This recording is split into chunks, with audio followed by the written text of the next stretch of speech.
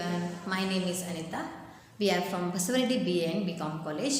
I am handling monetary economics for BCom third sem as well as BA third sem students. Okay, last class we have studied money, functions of money. Okay, in this class supply of money. What is supply of money? Okay, supply of money and the M1, M2, M3 and M4. In this class I am going to discuss with you all. Okay, let us start. Supply of money.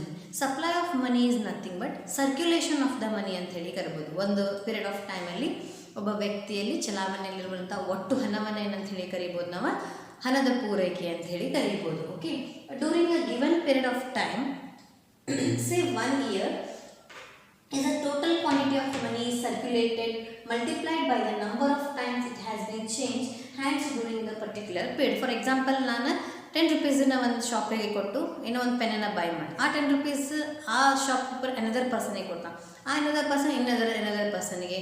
ಹಂಗಾಗಿ ಏನಾಗ್ತದೆ ಹೇಳಿ, ಎಷ್ಟು time circulation ಆಗ್ತದೆ we don't know. By hand it will transfer. Okay, circulation of money ಅಂತ ಹೇಳಿ ಕರೀತಾರೆ. Circulation of money is called as supply of money by hand to the person. How the circulation multiplied by the number of time it has been changed hand during a particular period. One particular period ಅಲ್ಲಿ ಒಂದು currency ಅಥವಾ ಒಂದು note ಯಾವ ರೀತಿ ಎಷ್ಟು time ಒಬ್ಬರಿಂದ ಇನ್ನೊಬ್ಬರಿಗೆ place ಆಗಿದ್ದಕ್ಕೆ ನಾವೇನಂತ ಹೇಳಿ ಕರಿತೀವಿ, ಸಪ್ಲೈ ಆಫ್ ಮನಿ ಅಂತ ಹೇಳಿ ಕರಿತೀವಿ. Supply of money is nothing but circulation of the money during a period of time. ಒಂದು ಪೀರಿಯಡ್ ಆಫ್ ಟೈಮಲ್ಲಿ ಎಷ್ಟು ಯಾವ್ಯಾವ ರೀತಿಯಲ್ಲಿ ಹಣ ನಮ್ಮ ಕಡೆಯಿಂದ ಸರ್ಕ್ಯುಲೇಷನ್ ಆಗಿದೆ ಅಂತ ಹೇಳೋದಕ್ಕೆ ಸಪ್ಲೈ ಆಫ್ ಮನಿ ಅಂತ ಹೇಳಿ ಕರೀತಾರೆ. ಇಸ್ ಆಲ್ಟರ್ನೇಟಿವ್ ವೇ ಆಫ್ ಅಥವಾ alternative measures of supply of money in India. RBI divided into 4 types. M1, M2, M3, M4. Okay, RBI divided into alternative measures of supply of money into 4 waves: M1, M2, M3 and the last one is M4. Okay, let us discuss one by one. First one is M1. What is M1? ಏನೇನೆಲ್ಲ M1 ಅಲ್ಲಿ include ಆಗಿರ್ತದೆ? Notes in circulation, ಚಲಾವಣೆಯಲ್ಲಿರುವಂತಹ ಹಣ, circulation of coins, rupees coins, circulation of coins of small denominations, cash with banks, demand deposit with banks, other deposit with RBI. ಇವೆಲ್ಲನೂ ಏನಂತ ಹೇಳಿ ಕರೀತಾರೆ, ಇಲ್ಲಿ M1 ಅಲ್ಲಿ ಇನ್ಕ್ಲೂಡ್ ಆಗಿರ್ತದೆ. ಎಷ್ಟು ಅಮೌಂಟ್ ಸರ್ಕ್ಯುಲೇಷನಲ್ಲಿ ಅದ, ಕಾಯಿನ್ಸ್ ಎಷ್ಟು ಅದಾವ, ಸ್ಮಾಲ್ ಡಿನಾಮಿನೇಷನ್ಸ್ ಎಷ್ಟು ಅದಾವ, ಓಕೆ, ಬ್ಯಾಂಕ್ಸಲ್ಲಿ ಎಷ್ಟು ಅಮೌಂಟ್ ಅದ ನಮ್ಮ ಕಡೆ, ಆಮೇಲೆ ಡಿಮಾಂಡ್ ಡೆಪಾಸಿಟ್ ವಿತ್ RBI ಯಾವ RD, FD, ರಿಕರಿಂಗ್ ಡೆಪಾಸಿಟ್ ಅವೆಲ್ಲ ಎಷ್ಟು ಅದಾವ. Next other deposit with RBI. ನಾವು some nationalise commercial banks RBI ಒಂದಿಷ್ಟು ಅಮೌಂಟನ್ನು ರಿಸರ್ವ್ ಆಗಿ ಇಟ್ಟಿರ್ತಾರೆ. ಓಕೆ, ಹಾಗೆಲ್ಲ other deposit with RBI other nothing but nationalise bank ಅಂತ ಹೇಳಿ ಕರೀತಾರೆ. ಇವೆಲ್ಲ ಅಮೌಂಟ್ನ ಎಷ್ಟು ಅಮೌಂಟನ್ನು ನಮ್ಗೆ ಏನು ಮಾಡ್ತಾರೆ ಹೇಳಿ ಇಟ್ಟಿರ್ತಾರೆ, ಅವಕ್ಕೆಲ್ಲ M1 ಅಂತ ಹೇಳಿ ಕರೀತಾರೆ. ಫಾರ್ ನೋಟ್ಸ್ ಇನ್ ಸರ್ಕ್ಯುಲೇಷನ್, ಎಷ್ಟು ಹಣ ಚಲಾವಣೆಯಲ್ಲಿದೆ, circulation of coins and rupee, circulation of small denominations, cash with bank, ಎಷ್ಟು ಅಮೌಂಟ್ ನಾವು ಡೆಪಾಸಿಟ್ ಮಾಡಿದ್ದೀವಿ ಅಥವಾ ಎಲ್ಲ ಟೋಟಲ್ ಓವರ್ ಆಲ್ ಅಮೌಂಟ್ ಎಷ್ಟದ. Next demand deposit with banks, other deposit with RBI. These all are included in M1. Okay, very important questions for your examination point of view. 15 marks. Explain the supply of money ಅಂತ ಹೇಳಿ ಕರೀತಾರೆ, ಅಥವಾ what is M1, what is M2, what is M3, what is M4 stands for ಅಂತ ಹೇಳಿದಾಗ what is M1 ಅಂತಂದರೆ ಇವಿಷ್ಟು ಪಾಯಿಂಟ್ಸನ್ನು ನೀವು ಬರಿಬೇಕಾಗ್ತದೆ. Notes in circulation, circulation of rupee and coins, circulation of coins and small denominations, cash with RBI, other deposit with RBI, next demand deposit with other banks. This is M1. ಎಷ್ಟು ಹಣ ಚಲಾವಣೆ ಅನ್ನೋದು ಒಂದು ಪೀರಿಯಡ್ ಆಫ್ ಟೈಮಲ್ಲಿ ತಗೋರಿ, ಎಷ್ಟು ಹಣವನ್ನು ನಾವು ಚಲಾವಣೆಯಲ್ಲಿ ಮಾಡ್ಕೊತಿರ್ಬೇಕು, ಕಾಯಿನ್ಸ್ ಎಷ್ಟು ಅದಾವ, ಡೆಪಾಸಿಟ್ಸ್ ಅದ, ಎಲ್ಲನೂ ಅಮೌಂಟ್ನ ಒಟ್ಟು ಟೋಟಲ್ ಹೇಳ್ಬೇಕು ನಾವು. ಇಷ್ಟು ಅಮೌಂಟ್ ಅದ, ಇಷ್ಟಿಷ್ಟು ಅದ, ಫಾರ್ 10,000 ಅದ, 15,000 ಅದ, 20,000 ಅದ. So we have to add all the amounts, all the sectors ಅಮೌಂಟನ್ನು first we have to add. So sum amount ಸಿಗ್ತದಲ್ಲ ನಮ್ಗೆ ಆ್ಯಡ್ ಮಾಡಿಂದ ಅದಕ್ಕೇನಂತ ಹೇಳಿ ಕರಿತೀವಿ ನಾವು M1 ಅಂತ ಹೇಳಿ ಕರಿತೀವಿ. Okay, I hope you understood. The next one is M2. What is M2?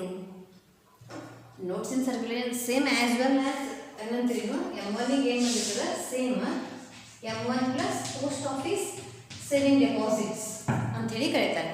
POSP ಅಂದರೆ post office saving deposits with bank ಅಂಥೇಳಿ ಕರೀತಾರೆ. Okay, notes in circulation of rupee and coins, circulation of coins of small denominations, cash with bank, demand deposit with banks, other deposit with RBI, post office. ನೀವೇನು ಅಂಚೆ ಕಚೇರಿ ಉಳಿತಾಯ ಖಾತೆಯಲ್ಲಿ ಏನೇನು ಎಷ್ಟು ಅಮೌಂಟನ್ನು ಒಳಗೊಂಡಿರ್ತದಲ್ಲ ಆ ಅಮೌಂಟು ಏನಾಗ್ತದೆ ಹೇಳಿ M2 ಅಲ್ಲಿ ಅದನ್ನೇನು ಮಾಡ್ತಾರೆ ಸ್ಟ್ಯಾಂಡ್ ಮಾಡ್ತಾರೆ. ಎಲ್ಲನೂ ಒಂದೇ ಕಡೆ ಮಿಕ್ಸ್ ಮಾಡಿದ್ರೆ it is very difficulty to identify ಯಾವ ಸೆಕ್ಟರಿಂದ ಎಷ್ಟು ಅಮೌಂಟ್ ಬಂತು ಅಂತ ಹೇಳಿ ಡಿಫಿಕಲ್ಟ್ ಆಗ್ತದೆ. ಸೊ ಅವ್ರೇನು ಮಾಡಿದ್ದಾರೆ ಹೇಳಿ ರಿಸರ್ವ್ ಬ್ಯಾಂಕ್ ಆಫ್ ಇಂಡಿಯಾ 4 ವೇವ್ಸಲ್ಲಿ ಸಪ್ಲೈ ಆಫ್ ಮನಿನ ಬೈಫರ್ಕೇಷನ್ ಮಾಡಿದ್ದಾರೆ, M1, M2 and M3. So M1 is nothing but ಇಲ್ಲಿ ಮಟ್ಟ ಅದರ್ ಡೆಪಾಸಿಟ್ ವಿತ್ RBI ಬಂದಿರ್ತದೆ. The next one is post office saving deposit ಅಂತಂದರೆ ಅಂಚೆ ಕಚೇರಿ ಉಳಿತಾಯಲ್ಲಿ ಎಷ್ಟು ಅಮೌಂಟನ್ನು ನೀವು ಎಷ್ಟು ಅಮೌಂಟ್ ಒಳಗೊಂಡಿರ್ತೈತಿ, ಎಷ್ಟು ಠೇವಣಿಗಳು ಇರ್ತಾವೆ ಅದು ಏನಾಗ್ತದೆ ಹೇಳಿ M2 ಅಲ್ಲಿ ಬರ್ತದೆ. Notes in circulation of coins and rupees, circulation of coins of small denominations, cash with bank, demand deposit with banks, other deposit with RBI and post office saving deposit are included in M2. ಬರಿಬೋದು ಹೇಳಿ what is M2 ಅಂತ ಕೇಳಿದ್ರೆ simple ಆಗಿ M2 is equal to M1 plus post office saving bank deposit. This is also correct. ಈ ರೀತಿಯಾದರೂ ಬರಿಬೋದು, ಈ ರೀತಿಯಾದರೂ ಬರಿಬೋದು. So next one is M3. Same note in circulation of coins and rupees, coins of small denominations, cash with bank, demand deposit with banks, other deposit with RBI, post office saving deposit and time deposit with RBI ಅಂತ ಹೇಳಿ ಕೊಡ್ಬೋದು. It is nothing but public and ಪ್ರೈವೇಟಲ್ಲಿ ಎಷ್ಟು ನಾವು deposit ಮಾಡಿದ್ದೇವೆ ಅಂತ ಹೇಳಿದ. Okay, ಇದನ್ನ aggregative monetary resources of the people ಅಂತ ಹೇಳಿದ್ರು. ಎಷ್ಟು ಒಂದು ಸಮಗ್ರವಾಗಿ ಎಲ್ಲಿ ಎಷ್ಟು ಸಂಪನ್ಮೂಲ ಅಥವಾ ಜನರಲ್ಲಿ ಒಟ್ಟು ಇರುವಂತಹ ಅಮೌಂಟ್ ಎಷ್ಟದ ಅನ್ನೋದು ಕೂಡ ಇಲ್ಲ ಅಂತ ಇದರಲ್ಲಿ ಬರ್ತದೆ. ಅದಕ್ಕೆ ಅಗ್ರಿಗೇಟಿವ್ ಮ್ಯಾನ್ ರಿಸೋರ್ಸಸ್ ಅಂತ ಹೇಳಿ ಕರೀತಾರೆ. Aggregative monetary resources of the people, aggregative monetary resources of the people ಎಷ್ಟು ನಮ್ಮ ಕಡೆ ಅದ. ಅದಕ್ಕೆ ನಾವೇನಂತ ಹೇಳಿ ಕರಿತೀವಿ M3 ಅಂತ ಹೇಳಿ ಹೇಳ್ತೀವಿ. ಇದನ್ನು ಹೆಂಗೆ ಬರಿಬೋದು ಅಂದರೆ M3 is equal to M2 plus time deposit.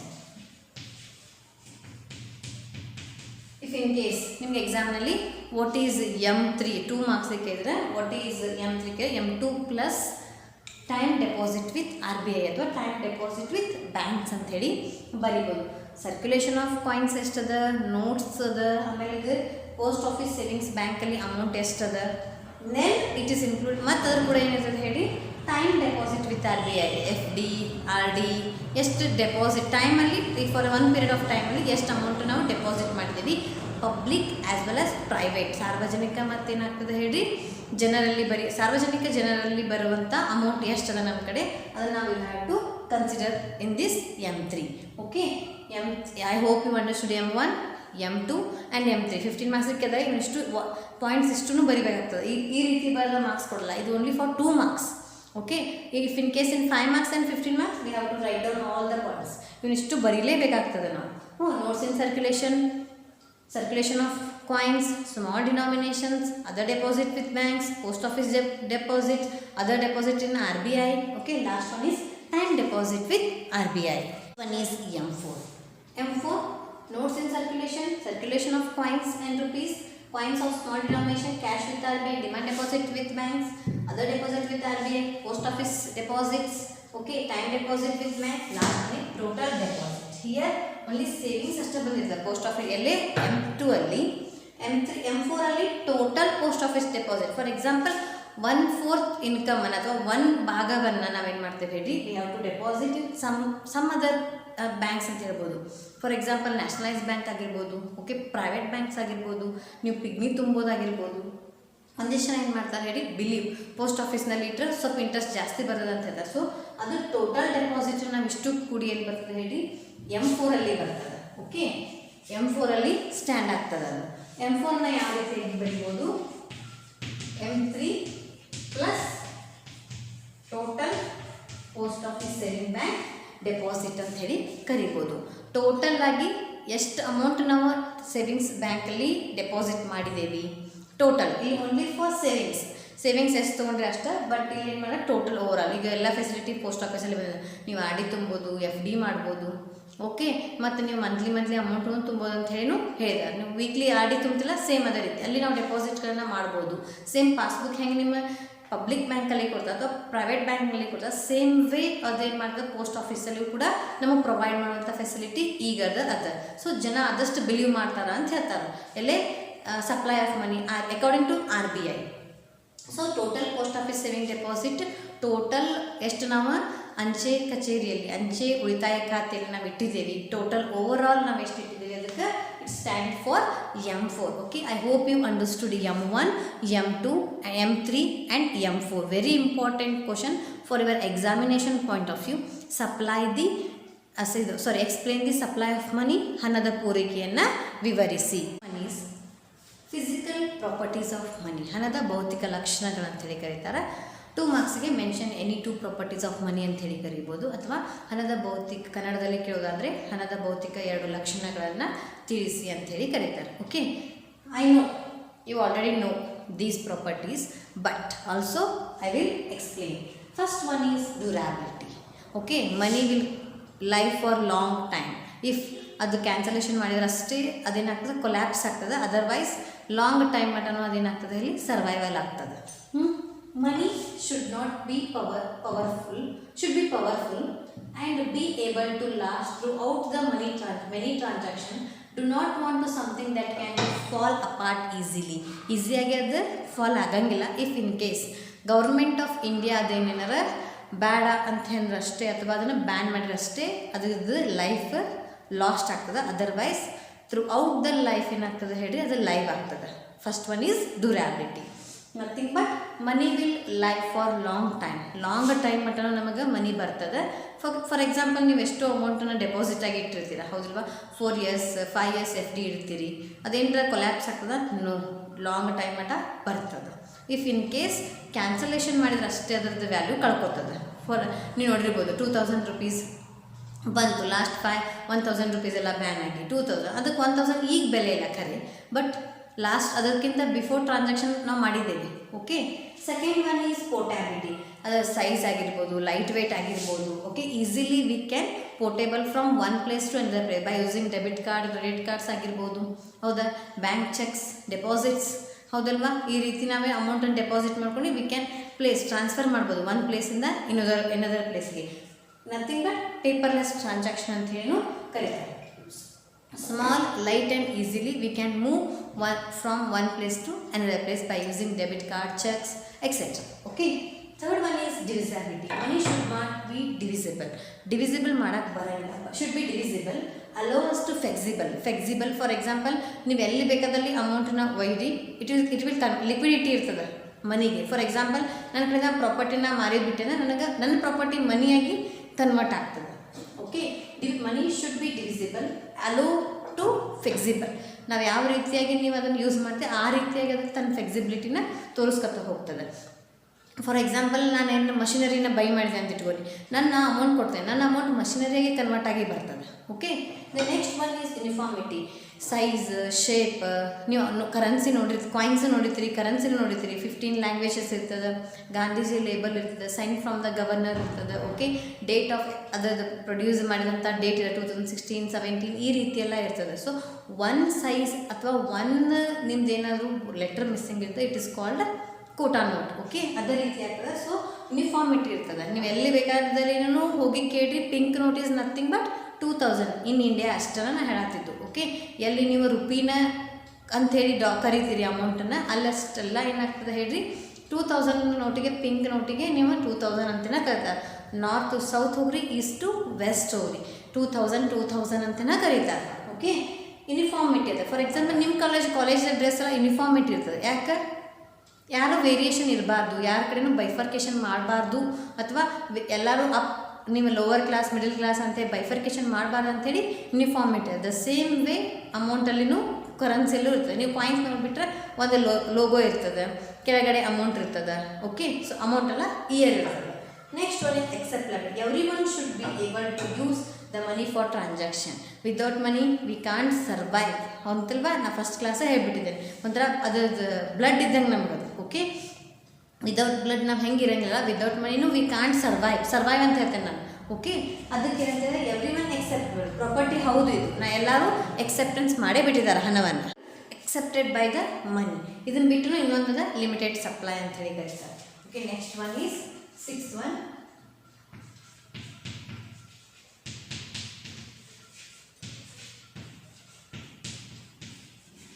Limited supply of ಮನಿ. ಇಷ್ಟ ಸಪ್ಲೈ ಮಾಡ್ಬೇಕಂತ ಹೇಳಿನೂ ರೂಲ್ಸ್ ಅದ.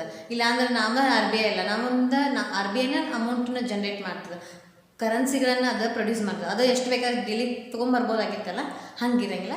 ಸ್ವಲ್ಪ ಲಿಮಿಟೆಡ್ ಸಪ್ಲೈ. ಫಾರ್ ಎಕ್ಸಾಂಪಲ್, ನೀವು ಅವೇರ್ ಇರ್ಬೋದು, 2000 rupees ಇಂಟ್ರೊಡ್ಯೂಸ್ ಆದಾಗ ಅದೇನಾಗ್ತದೆ ಹೇಳಿ, ಸಮ್ ಎಕ್ಸ್ಟೆಂಟ್ ಅಷ್ಟೇ ಸಪ್ಲೈ ಇತ್ತು, ಅದರ ನೆಕ್ಸ್ಟ್ ಎಕ್ಸ್ಟೆಂಟ್ ಇದ್ದಿಲ್ಲ. ಫಾರ್ ಎಕ್ಸಾಂಪಲ್, ನೀವು 1 ತಿಂಗಳಲ್ಲಿ ಒಮ್ಮೆ ಅಷ್ಟೇ ಬ್ಯಾಂಕಲ್ಲಿ ವಿತ್ಡ್ರಾ ಮಾಡ್ಕೋಬೇಕು, 2 times ಅಷ್ಟೇ ಇತ್ತು, ನೆಕ್ಸ್ಟ್ 3 times ಆಯಿತು, ನೆಕ್ಸ್ಟ್ ಈಗ ನಿಮಗೆ ಅಮೌಂಟನ್ನು ಸರ್ಕ್ಯುಲೇಷನ್ ಜಾಸ್ತಿ ಆಗಿದೆ. ಸೊ ಅವಾಗ ಲಿಮಿಟೆಡ್ ಸಪ್ಲೈ ಇತ್ತು, we have to use the money for limited purpose. ಅಷ್ಟೇ ಲಿಮಿಟೆಡ್ ಸರ್ಕ್ಯುಲೇಷನ್ ಜಾಸ್ತಿ ಆಗಿಬಿಟ್ರೆ ಏನಾಗ್ತದೆ, ಅಮೌಂಟದು ನಮಗೆ ಏನಂತ ಹೇಳಿದಾಗ ಸಪ್ಲೈ ಜಾಸ್ತಿ ಬಂದುಬಿಟ್ರೆ ನಮಗೆ ಶಾರ್ಟೇಜ್ ಸಿಗೋಂಗಿಲ್ಲ, ಸಪ್ಲೈ ಕಡಿಮೆ ಇದ್ರೆ ಅಷ್ಟು ನಮ್ಗೆ ಏನಾಗ್ತದೆ, ಶಾರ್ಟೇಜ್ ಸಿಗ್ತದೆ. ಇಟ್ ಬೆಸ್ಟ್ ಎಕ್ಸಾಂಪಲ್ ಅಂದರೆ pink note.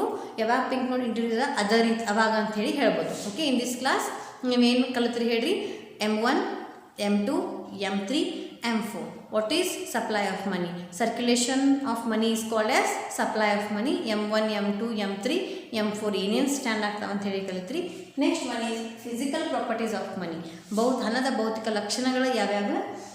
ಡ್ಯೂರಾಬಿಲಿಟಿ, portability, divisibility, uniformity, acceptability, and the last one is limited supply. These are the properties or physical properties of money. Okay, acceptance ಎಲ್ಲರ ಕಡೆನೂ ಇದೆ. ಫಾರ್ ಅದೇ ಹೇಳಿಲ್ಲ ನಾವು, ಪಿಂಕ್ ನೋಟ್ ನೀವು ಎಲ್ಲರ ಕಡೆಗೂ 2000 rupees ಬರ್ತದೆ, ಬೇರೆ 1000 rupees ನೋಟ್ ಬರ್ತದೆ ಇಲ್ಲ, ಎಕ್ಸೆಪ್ಟ್ ಮಾಡಿಬಿಟ್ಟೇವಿ ನಾವು ಅದನ್ನು. 500 rupees, 20 rupees note, 200 rupees note, ಹೌದಲ್ವಾ, same. Okay, uniformity is nothing but ಒಂದು ಕನ್ಸಿಸ್ಟೆನ್ಸಿ ಇರ್ತದೆ, ಒಂದು ರೀತಿಯಾಗಿ ನಾವು ಅದನ್ನು ಪ್ರೊಡ್ಯೂಸ್ ಮಾಡ್ಬೇಕಂತಿರ್ತದೆ.